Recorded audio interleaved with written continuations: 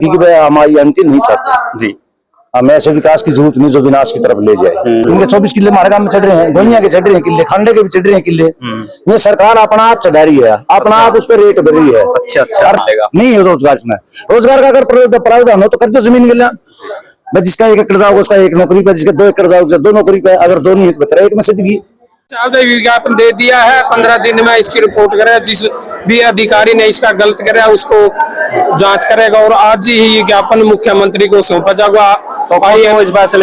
आइए तो खुश है। अगर जे सरकार और डीसी साहब 15 दिन में रिपोर्ट करेगा हम आएंगे, अगर नहीं बताएगा दोबारा से और आंदोलन तेज कराएंगे। कुछ नहीं मर गए तो पड़े यहाँ भी फिर तो आंदोलन। तो साथियों, मैं संदीप भारद्वाज। फिलहाल जींद में जो है किसानों ने ज्ञापन दिया डीसी साहब को, क्या कुछ इनकी डिमांड थी और क्या कुछ फैसला लिया? थोड़ी पीछे हुई। राम राम जी। राम राम भाई, आपको भी और आपके दर्शकों को। शुभ नाम जी आपका? प्रताप नंबरदार आदिवासी जी।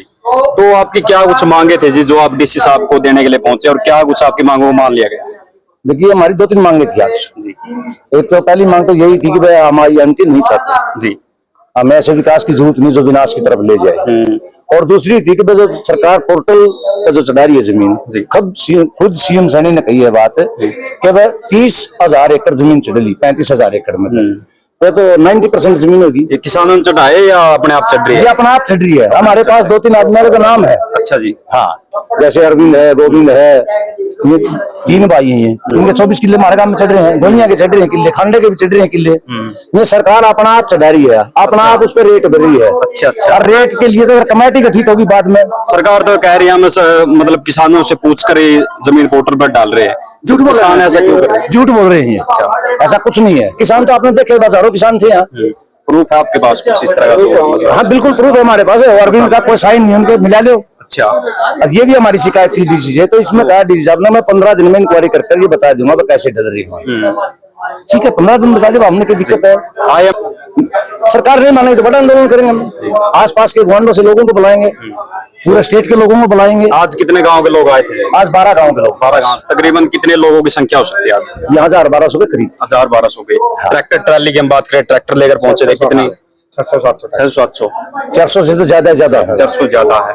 तो हम बात करें आगे, आज कितने दिनों का टाइम दिया डीसी साहब ने? 15 दिन का। 15 दिन का। तो 15 दिनों बाद भी अगर आपकी मांगे नहीं पूरी होती तो आगे क्या करें? हम आंदोलन की तैयारी करेंगे। अब 10 दिन के बाद हम मीटिंग करेंगे, उसमें डिसीजन लेंगे कि डीसी साहब ने अगर 5 दिन के बाद और हमें कुछ नहीं बताया तो फिर हमने क्या करना है।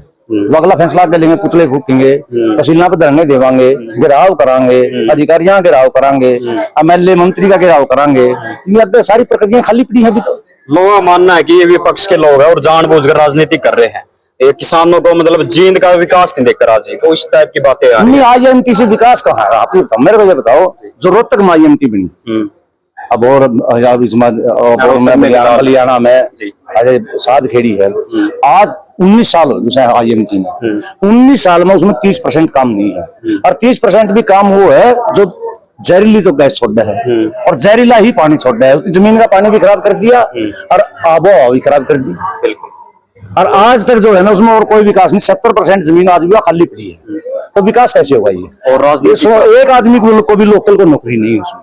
एक आदमी को भी, जितने भी नौकर हैं कंपनी के नौकर हैं वो बाहर से लेते हैं। लोकल बंदे को तो नौकरी रोजगार का बोल रही सरकार की, रोजगार मिलेगा नहीं है। रोजगार इसमें, रोजगार का अगर प्रावधान हो तो कर दो जमीन के लिए। जिसका 1 एकड़ जाओगे उसका 1 नौकरी पे, जिसका 2 एकड़ जाओगे 2 नौकरी पे, अगर 2 नहीं है तो 1 में सिद्धगी। ये बोला जा रहा है जो बीजेपी सरकार है ये किसानों के साथ है, तो आपको लगता है किसानों के साथ? नहीं, झूठ बोलती है।